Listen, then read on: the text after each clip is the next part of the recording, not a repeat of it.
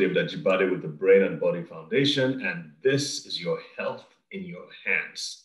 Now, if you were with us a couple of weeks ago, or maybe even last week, you must have witnessed Dr. Anand's fascinating presentation about stem cells and what the place they hold or the role they play where COVID-19 is concerned. And we particularly focused on the acute phase of COVID-19, when there's, when all that damage is happening, when people have to go to the ICU, they can't breathe, they may even be having strokes, and all their attention is being paid on them.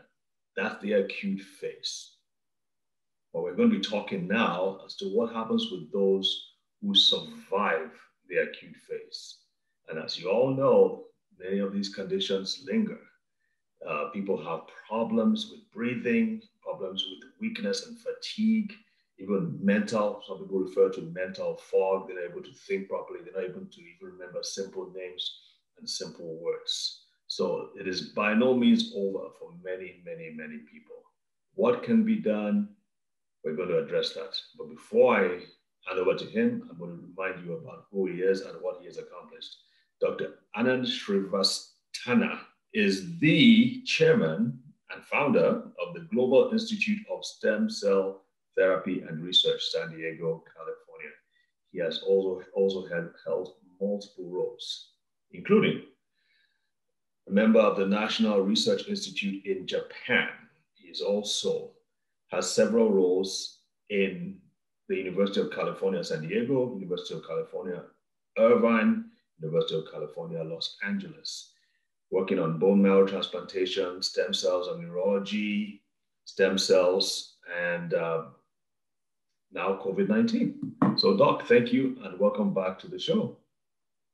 Thank you, Dr. Davis, for having me in this wonderful show for Brain and Body Foundation. And so nice meeting with you. And yes, last week it was wonderful talking with you about the COVID-19 and probable remedy using the mesenchymal stem cell. So let's go for our next step of the talk. That's right. So let's move on to the next step. And again, it's fascinating that the Food and Drug Administration, which is the equivalent to NAFDAC in Nigeria, has given you full permission to use this therapy in individuals with COVID-19. So that's fantastic. I think we need more of that. So the screen, I've handed over control to you. So take it away. Thank you very much. And I'm going to continue, maybe if you allow me to go for our next very important point that I was discussing, that what happens for those patients who came out from the COVID-19. And we heard a lot now, and we have a lot of people telling that now they are out from the COVID infection, but still they are having a lot of problems. Their organs are compromised. They are unable to perform day-to-day work in proper manner. They lost their efficiency.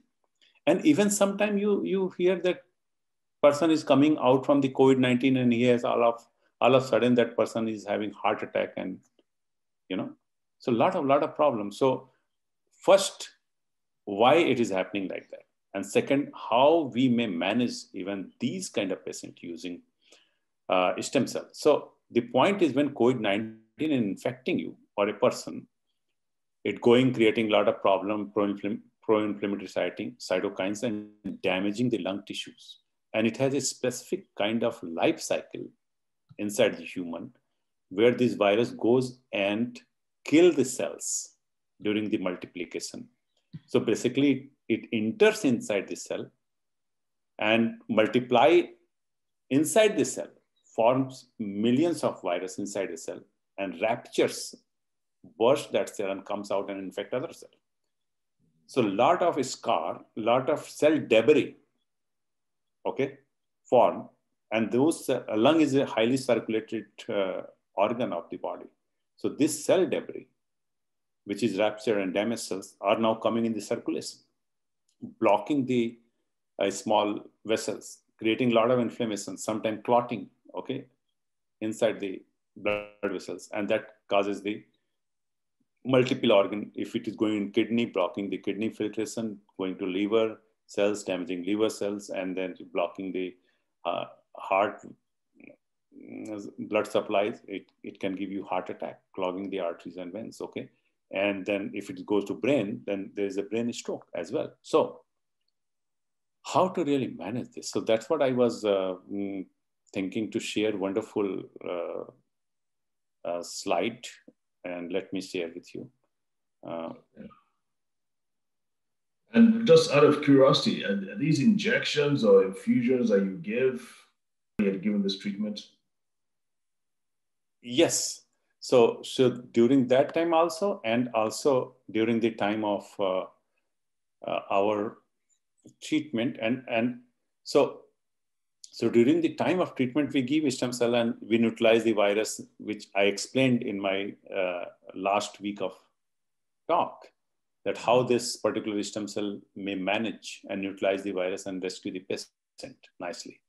But once the patient is out because of a vaccine or maybe some other way, and if the organs are compromised, and most of the time the elderly patient or the patient who has some kind of underlying situation like diabetes, hypercholesterol, and all these things, those patients are also having even much problem. So again, this is very complex look like, but I'm going to explain in very simple manner. So just see, patient is having COVID-19. So this is the COVID-19 coming to the lung, infecting the lung is damaged now, okay, because of this. And patient is now having COVID-19 problem. So this is the lung dysfunction, and because of this rupture and all these things I'm telling, this is coagulopathy, means clotting and all these things, and clots are there. This therapy puts people back on the road to recovery. Does it cause or stimulate the repair of lung damage? Does it cause or stimulate the repair of liver damage and all those things? So that it, in other words, does it help the body reverse some of the damage? So we're going to come back and let's address that. Okay. All right. So folks, we will be back shortly. Stay tuned.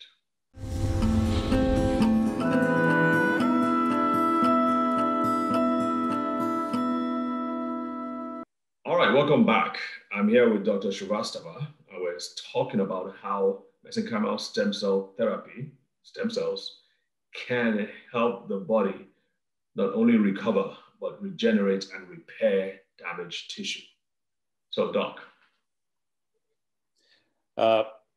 Thank you again. So I was talking that how it blocks and neutralizes all these cytokines, and what are the bad effect of the virus. Even the person is out from the effect of the virus, but the organs are still compromised because of the bad effect of the virus, cytokines, and all these things.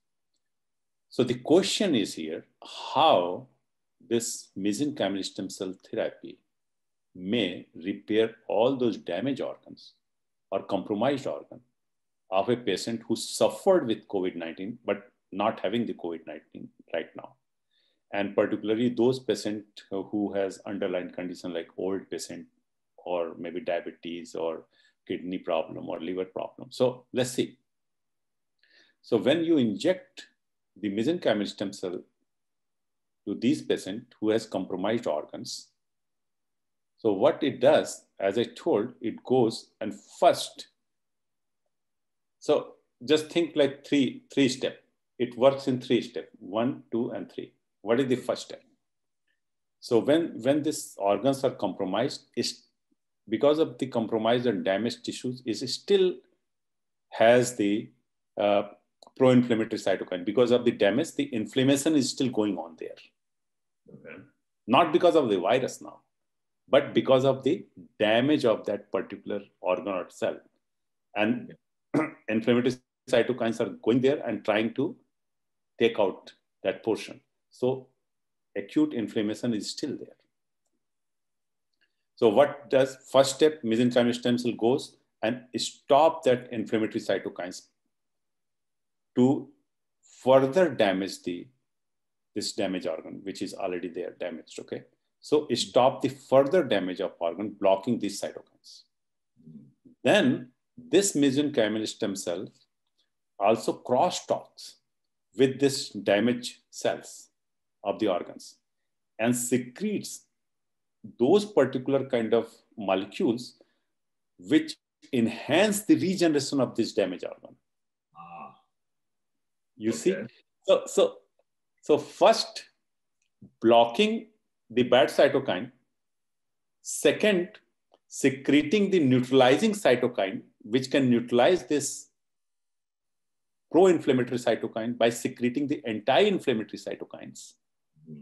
And this third step, it secretes those cytokines which enhance the regeneration of this damaged portion of the organs to bring these organs back to its function and normal function. And so it works at 3 stages: blocking, neutralizing, and enhancing the repair of the damaged portion of the organ. I see. Okay. So this is the way it repairs. I see. Got it. Thank you.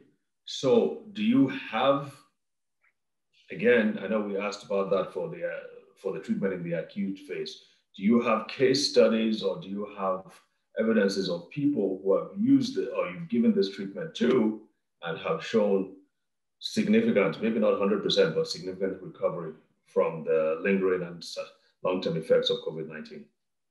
Yes, we started treating the patient and we have wonderful results coming out from that. And particularly like after COVID-19, yes, person is out of COVID-19, but lung is still compromised. Lot of fibrosis in the lung and other things, but few people has like kidney problem and liver problem. And the diabetes people has several other multiple fold of the problems because of that infection. So we see wonderful results after treating them with the mesenchymal stem cell. Fantastic. Now, do they come to you? Is there like a hospital they go to, or where do they get this treatment? Yes. For those we have our, as I told, we have our hospitals at different places in the world, and they come to hospital, talk to doctor. Doctor evaluates everything there at the local hospital and local Geo-Star hospital, I will say. And then they get treatment and they are released. And it's so simple, like person is coming, just evaluate their physical condition and then give the stem cells and just go evening to their home. So it's not like hospitalization and staying in the hospital for a longer period of time. Right.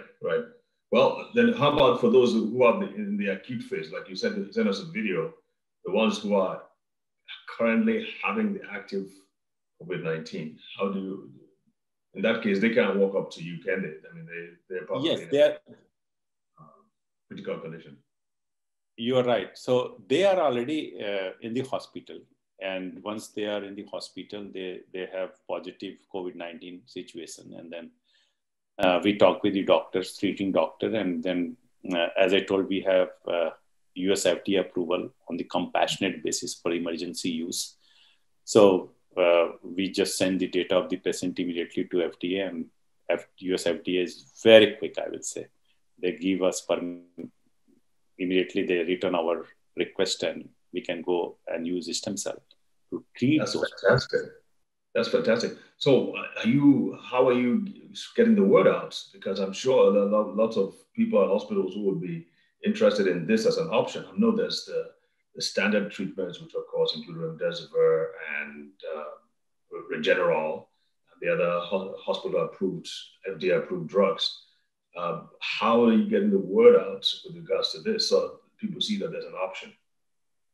So we have been on the television news and newspapers and all the places. And of course, I published the papers related to this in academic journals.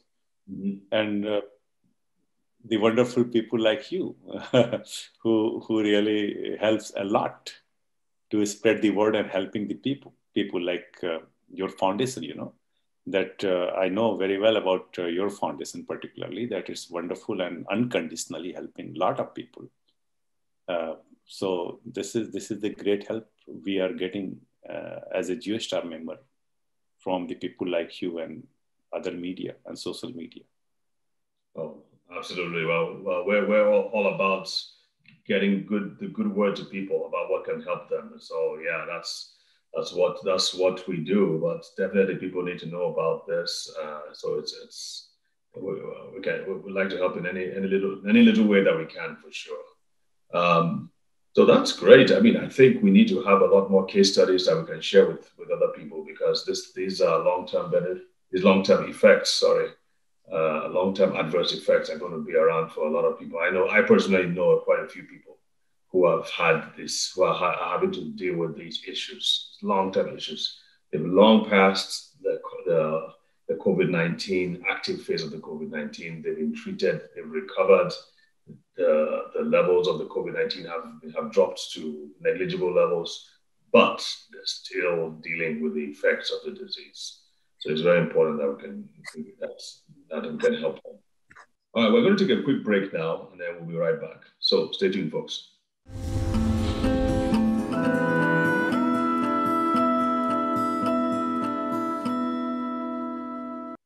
All right, welcome back, folks. We've been talking about this fascinating discovery of mesenchymal stem cells and how they work with COVID-19.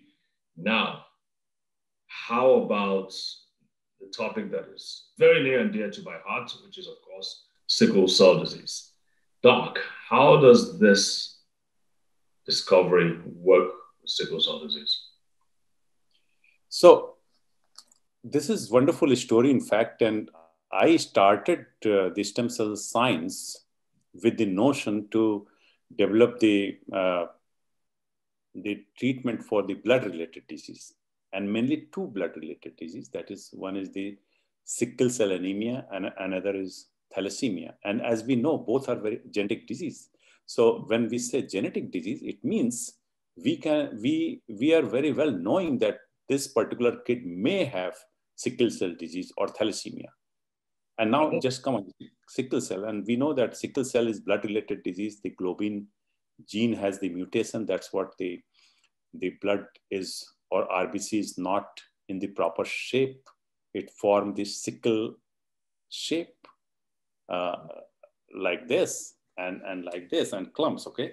And the kid always has the problem and unable to carry the oxygen and load the oxygen, and so need continuous blood transfusion and all these things. And it's a huge problem, not only for India, but for many other countries like your country as well. And then, so I was developing the gene therapy program for the sickle cell. And the idea was, is it possible to go inside the mother womb and change the gene then and there?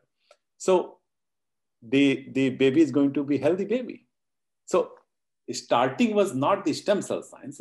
Starting was the gene therapy, because we were knowing that the gene is the problem. Right. So, and depending on the human genome program, we knew now what is the correct sequence of the globin gene. So why not? Because when we know that this baby may have this sickle cell disease, so why not go and change the gene inside the developing baby, okay? And that's what I did. I showed that, yes, you can change the, or insert the gene in developing baby. Even I went and developed a technology where you inject gene to mother. It circulates all the way to mother circulation and goes to cross the placental barrier and goes in the fetus and may integrate the gene there. So you don't need to do any surgery, nothing. But saying all these things, yes, it is very fascinating. It is very good to talk, but at laboratory condition.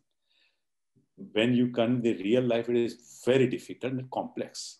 And immediately I realized it is complex, though it is very good if you can do, but complex. How to really go for the masses? Because you are not going to treat one or two people. Your aim is to treat millions of the sickle cell disease. So then the idea came in my mind that stem cell is the master cell of the body. our each and every thing, what is body? Body is the combination of organ. Blood is also a kind of organ. So when the stem cell is making each and every single organ, it must be making blood also. Okay. So that's the idea came in my mind, and I brought this stem cell at University of California, San Diego Medical School, and started to culturing or cloning these cells in the lab to see if I can make millions of the cells from few cells. So at least I have the cell bank. And then I asked second question, is it possible to differentiate these stem cells into the blood cells? Because our target to make a good blood for the sickle cell disease. Right. Right. So again, I will say that I was fortunate enough that I started in 2000, 20-year back story I'm telling you. So in 2000, and I first time reported in 2003, just in 3 years, that it is really possible, and I differentiated this stem cell into the blood kind of cell. And then I published in 2003, 4, 5, and I successfully made the red blood cell, that is the RBC, using the stem cell. And at this time point, we are trying to generate this RBC in the bioreactor to supply for the people who has blood-related problems. So those are the stories. But coming on the particularly on the sickle cell disease.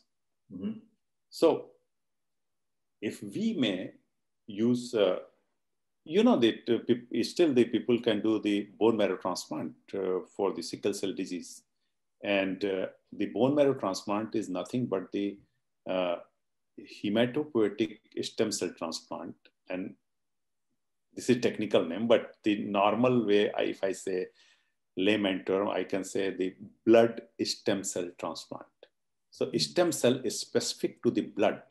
We transplant those, so those stem cell goes, and that is specific for blood. So it makes the new blood. And you still have to use immune suppressors for that, don't they? For the bone marrow transplant. Okay. Yes, you need immune suppression, but if you have good matching, exact matching, you don't need for immune suppression. But generally, yes, you use, but the stem cell, which is we are making from the stem cell, we are making O negative. Okay, so you don't need to really match it or immune suppress it. So there is one way. This is one way. Okay. We have only 1 minute left. Okay, just in one quick 30 seconds, I will take. So there is another way that if you use the stem cell and insert the globin gene in this and then transplant this stem cell, so that now it has correct globin gene inside and it goes and give entire new blood cells. So you can really manage this stem cells, the sickle cell.